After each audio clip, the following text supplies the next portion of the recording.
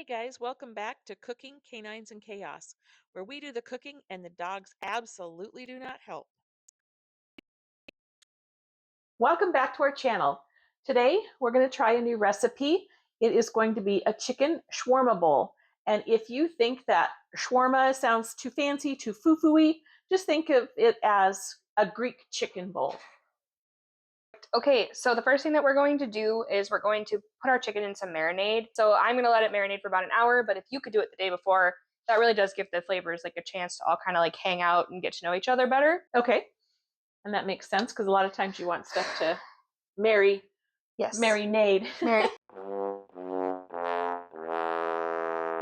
So I'm going to go ahead. I have the gallon-sized bag that I'm going to just put everything in because I'm just going to slap this in my fridge when I'm done and kind of make my other ingredients, and then I'll like cook the chicken at the end.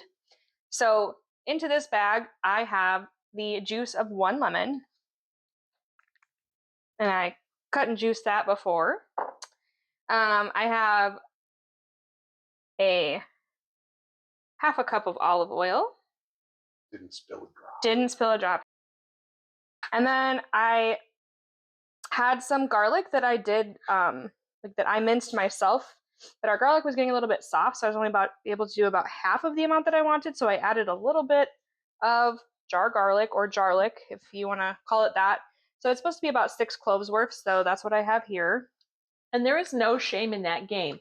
If it helps you get food on the table, absolutely, you just open up that jar. Yeah, absolutely. I have no problem with garlic, but if I have the opportunity to use fresh, I will. But sure, if you don't, or it's easier for you, totally. Yep. It's also like, kind of time consuming, makes your hands stink. So, and then I've got, in my little dish here is my blend of spices. So I've got a teaspoon of kosher salt. I have about 2 teaspoons of freshly ground black pepper.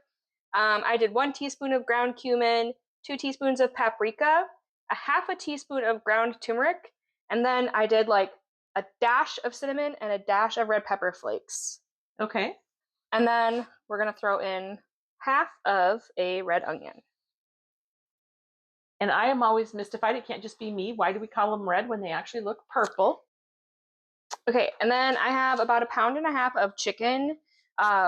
We did chicken breast. You could do chicken thighs if you wished. I would just say do boneless, skinless, because you are going to chop them up when you're done cooking them. So it just makes it a little bit easier if there's no bone and no skin. And I'm just going to put them right in the bag here. And I'm just going to go ahead and seal my bag up. And I'm just going to kind of give it a good shake and get all the ingredients combined and kind of coating the chicken. Put a little bit of the air out. Seal her up.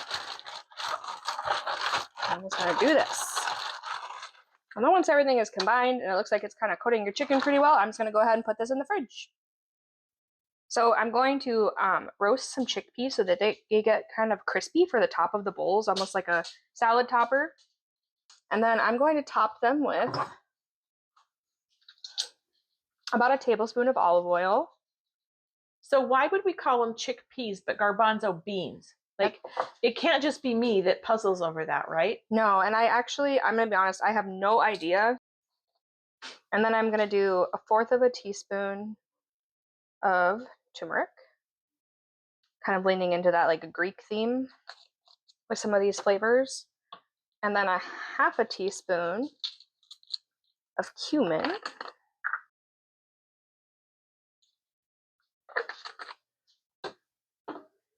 And I'm just going to go ahead and take my hand and just kind of get everything mixed together here. Okay, and then once my oven is preheated, Once my oven is preheated to 400 degrees, I will pop these in. Okay, and then next I'm going to make my tzatziki sauce. I make that a little bit in advance as well. This is another thing. If you thought about this and made it the day before, it just gives the chance for the flavors to all kind of blend together. So I've got a cup of plain Greek yogurt. Just make sure it's plain and not flavored. And then I have about 1/2 of a pretty large cucumber here.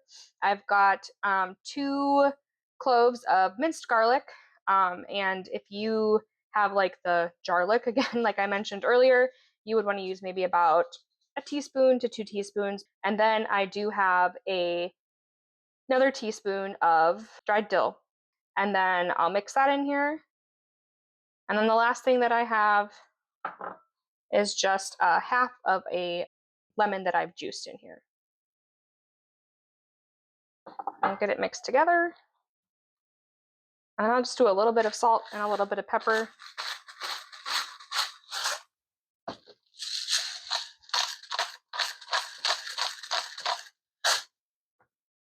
Give it one last blend.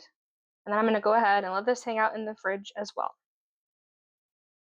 Okay, so I took a head of cauliflower and I cut it up and I put it on my sheet here.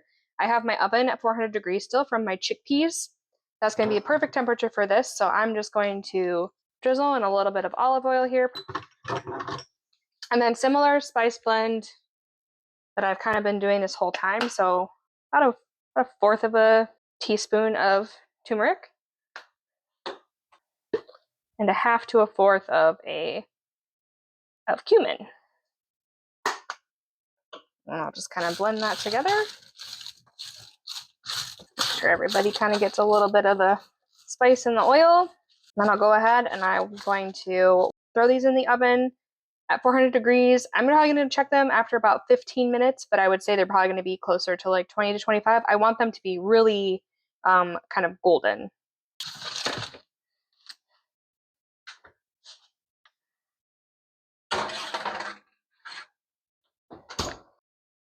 So now I'm going to make a garlic tahini sauce. So we have this, tahini is just like ground up sesame seeds. It's in hummus, it's in a lot of other, I would say like Greek dishes. So I've got a fourth a cup of that in my bowl here. And then a half of a lemon, I'm gonna juice that.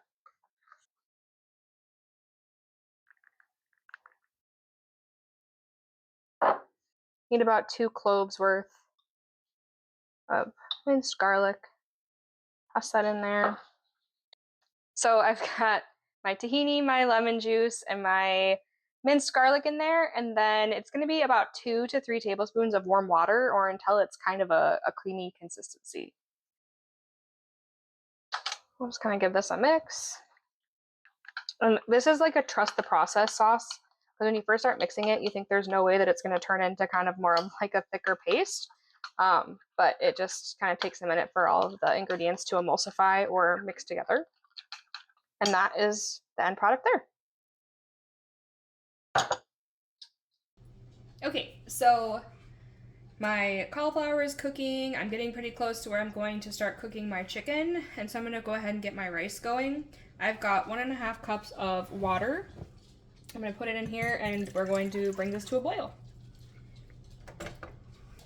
Okay, so my water is now boiling and I have a cup of, this is jasmine rice. I did rinse this until the water was clear. I think that's actually like really important to help with the cooking of rice. I couldn't tell you the exact science behind it, but I know that you want to rinse until your water is clear. I'm going to add this to this.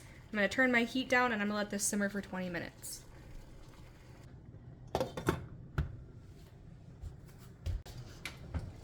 All right. So I've got my cauliflower. It's got the nice golden toasty color on the top there. It took about 20 minutes. And then we decided to put the chickpeas back in for about another 10 minutes to really get them nice and crispy. They sounded done before, but they were not quite crispy enough, so we put them back in. Okay, so I just took my chicken out of the refrigerator. It's been in there for about an hour, and I'm going to go ahead and I've got my pan preheated about a medium to medium high heat. And you're actually just going to dump all of this in here. So the olive oil, the onions, the chicken, all of it.